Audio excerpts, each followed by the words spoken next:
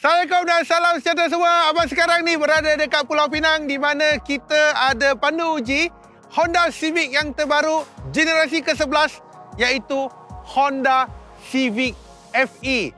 Jadi dalam video kali ini abang akan cerita kepada anda apakah pembaharuan yang dilakukan pada Civic FE ini, sebab kita terima banyak respon, ada yang kata lawa, ada yang kata tidak, ada yang kata macam Audi, ada yang kata macam Mercedes, macam-macam lagi lah. Dan pada masa sama juga, kita nak tengok sama ada performance ataupun enjin pada kereta ni adakah lebih better berbanding dengan Civic FC ataupun Civic ketam sebelum ni. So macam biasalah, bagi anda yang baru jumpa channel ini, yang masih belum subscribe, jangan lupa subscribe dan jangan lupa untuk tekan loceng. So tunggu apa lagi? Let's go!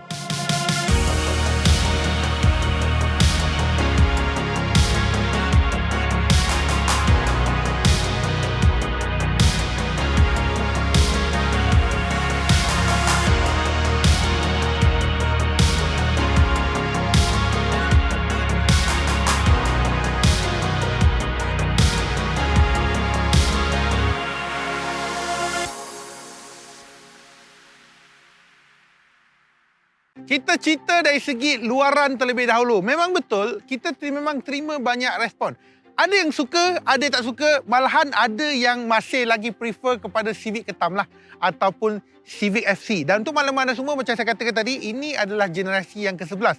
Kalau kau perasan nombor ganjil-ganjil ni kan. So Civic ni dia keluaran dia lain macam sikit. Tapi kalau nombor yang genap, contohnya nombor genap 2, 4, 6, 8, 10, dia lagi cantik. Contohnya macam FC generasi ke-10. FD generasi ke-8.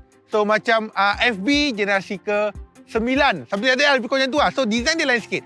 Dan kalau nak dibandingkan antara FE dan juga FC, apa yang aku boleh katakan, FE ni dia nampak lagi sopan, lebih steady.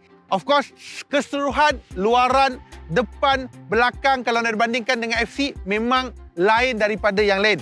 First kita tengok, yang ini lampu dia agak tirus, di mana lampu dia yang ini depan belakang adalah lampu LED tau. Tetapi yang ini dia adalah berbentuk L-shape yang berada di bahagian atas. Kalau kau perasan, FC dia berada dekat bahagian bawah, tapi FE ini berada dekat bahagian atas. Dan dekat dalam ni dia ada elemen kehitaman ataupun hitam-hitam lah. Dan untuk makluman semua, untuk Civic generasi ke-11 ni, dia sekarang ni didatangkan dengan 3 varian, di mana didatangkan dengan varian E, V dan juga RS. Dan untuk kali pertama juga dalam sejarah Honda Malaysia, diorang bawa masuk Civic versi RS. No. Kau jangan salah faham. Kalau sebut RS, pasal hybrid kau. Tak. Yang ini bukan hybrid, tetapi yang ini lebih kepada body kit yang lebih sporty. Dekat grill yang ni RS kebiasaannya dia adalah warna hitam. Okey, kalau non RS kebiasaannya warna chrome lah. Tetapi yang ni dia ikut body color. Nampak ni? Dia ikut body color dengan ada badge RS juga. Okey? Tentunya untuk bahagian bawah, kau boleh nampak jenis horizontal punya pada bahagian bawah. Untuk RS ni, dia didatangkan dengan banyak elemen warna hitam. Sebab apa? Macam mana kita nak tahu ini adalah versi RS ke tidak? First kau tengok. Satu, grill dia berwarna ikut body color. Kedua, dia ada emblem RS. Ketiga, yang ini dia ada bumper bawah. Kira bumper bawah ni, yang ini adalah modular punya package. Yang ini saya tak nak cerita. Rim 18 inci, berwarna gelap juga. Matte black. Untuk dia punya side mirror, berwarna hitam juga. Dulu, FC dia berada ke atas tau. Tapi FE dia anjakkan kepada bahagian bawah. Kita tanyalah kenapa dia nak anjak ke bawah.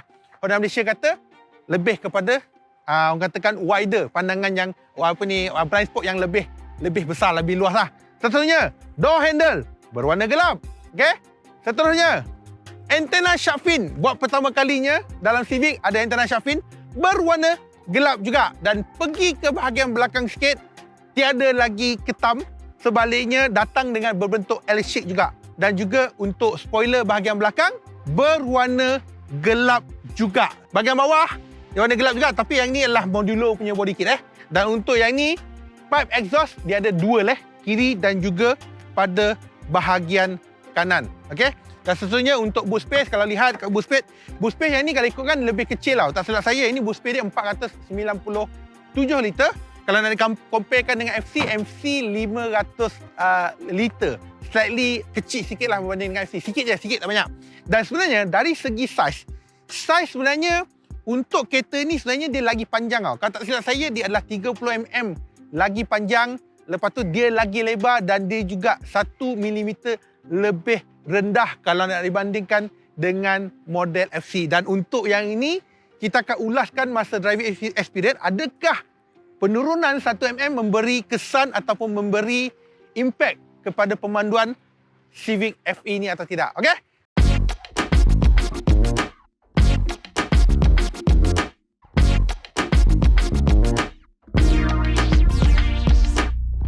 Untuk dalam, aku paling suka lah. Aku rasa dalam banyak-banyak family Civic FE ataupun generasi ke-11 yang aku paling suka sekali. Kalau nak dibandingkan dengan Civic FC Ketam, totally change, totally berubah. Kalau kau tengok dashboard adalah totally new. Di mana kalau kau tengok, ketara sekali yang ni nampak ni. Nampak ni berbentuk macam honeycomb . Ini adalah bahagian aircon tau. Walaupun ada 1, 2, 3 kat bahagian hujung, tetapi aircon ni cuma function dekat bahagian sini saja. Sebaliknya bahagian-bahagian tengah ni tidak. Tetapi dari segi design dia, kau nampak built-in quality dia super bang. Serius. Untuk ni sistem infotainment dulu FE berada kat bahagian tengah tau, tetapi yang ni dia buat floating screen. Yang ini bersaiz 9 inci, skrin tersentuh, Apple CarPlay, Android Auto, siap boleh guna wireless lagi. Dan apa yang aku suka adalah satu lagi adalah untuk Honda kan, dia macam aku cakap lah, dia suka mendengar rintihan daripada owner. Dia buat kau tengok built-in quality dia. Yang ini dia tak ada, kau boleh nampak almost tak ada touch kat sini, semua all in button. Tetapi button dia, kau tengok quality tak quality. Kau nampak tu?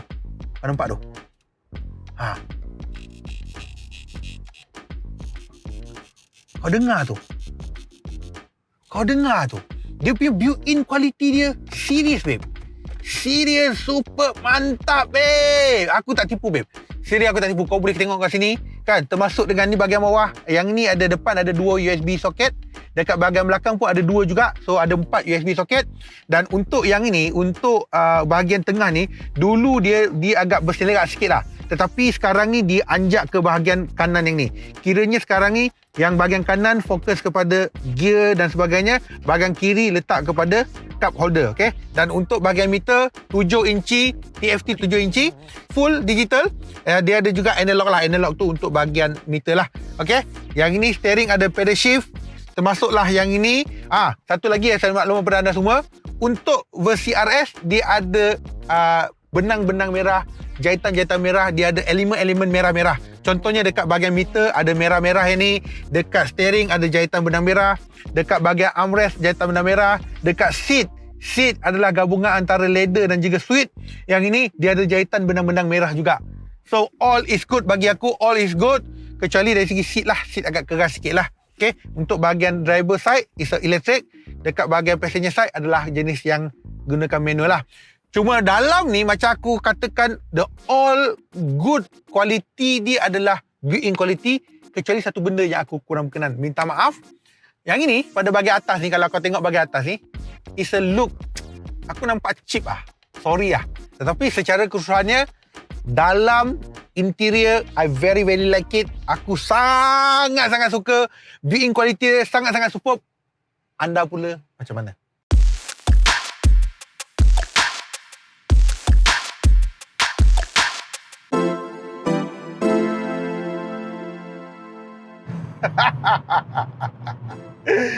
Okay, so seperti mana yang kau dengar tadi tu, yes, untuk Civic FE masih lagi gunakan CVT gearbox. Tetapi berdasarkan Honda Malaysia, dia katakan CVT gearbox ni ada buat improvement, di mana improvement ni saya dapat merasakan okey lah, dia tidaklah semengaum sebagaimana CVT sebelum ni. Untuk enjin 1.8 liter telah digugurkan. Sebelum ni untuk FC yang Ketam tu, dia ada 1.5 liter turbo dan juga 1.8 liter NA. Sebaliknya untuk tiga-tiga spek, tiga-tiga variant sama ada EV ataupun RS, semua menggunakan enjin yang sama dengan kuasa yang sama, iaitu 1.5 liter VTEC turbocharged dengan 180 horsepower dan juga 240 Newton meter torque. Di mana kalau nak dikomparekan dengan yang terdahulu ataupun nak dikomparekan dengan FC, sebenarnya dia ada peningkatan 9 horsepower dan juga peningkatan 20 Newton meter torque.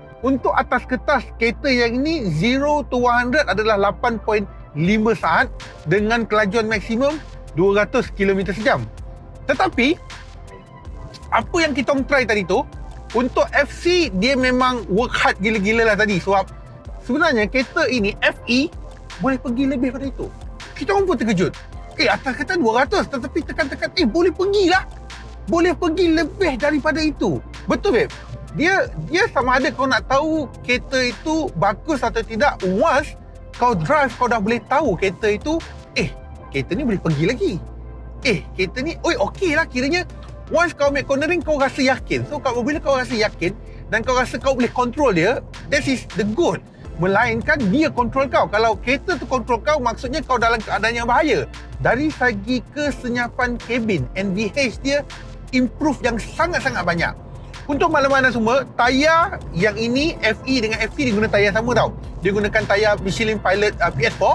Tetapi dari segi kesenyapan dalam itu, untuk FE dia adalah lebih senyap berbanding daripada FC.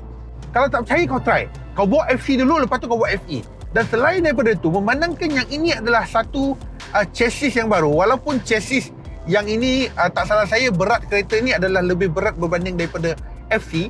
Di mana dia katakan, Honda Malaysia katakan dia dapat improve dia punya rigid kereta ni 8 hingga 13%. Buat pertama kali juga dalam family Civic, dia ada drive mode, dia ada eco mode, dia ada normal mode, dia ada sport mode.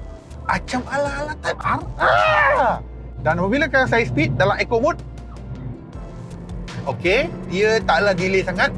Dia less than 1 second dia dah pergi-pergi. Okey, eco mode. Okey, untuk eco mode, kita nampak masuk je eco mode, dia dah changing gear, dia drop satu gear. Nampak? Okay, so maksudnya ni adalah yes, it's a work. Eco, normal, sport memang work dekat sini. Honda ni dia dengar tau apa kata rakyat. Dia bab safety ni dia tak kedekut. Kali ni dia memang tak kedekut dah. Dia bagi, tak kisah kau ambil low spec, tak kisah kau ambil medium spec, tak kisah kau ambil high spec, dia bagi full Honda sensing, kecuali Honda Lane Wash. Kiranya Honda Lane Wash kau boleh dapat pada variant V dan juga RS saja. Honda sensing termasuk dengan apa? Adaptive cruise control, dari segi front collision warning, dari segi lane keeping assist, dari segi semua mak nenek yang ada pada ADAS system, semua dia bagi. Okey, termasuklah ada satu ciri baru dinamakan sebagai lead car notification system. Kalau tak silap saya, di mana sistem ini work apabila kau berada dekat traffic light. Apabila kau berada traffic light, kereta depan dah jalan, kau tak perasan, dia akan ada warning pip pip pip pip pip untuk warning kepada kau, untuk baru katakan, oi, kereta depan dah jalan, so sila teruskan jalan. Tetapi untuk FE yang ni, dia dropkan radar depan tu, dia gunakan kamera, di mana kamera dia adalah wide, jenis wide kamera, dan pada bahagian belakang dia gunakan jenis radar ataupun jenis sensor dekat bahagian belakang. So kita dapat kat situ, kita dapat lihat lah, walaupun nampak macam design macam ni tetapi kau harus tengok secara keseluruhannya, secara totalnya, untuk generasi ke-11 yang ini ada kelainan. Memang ada kelainan.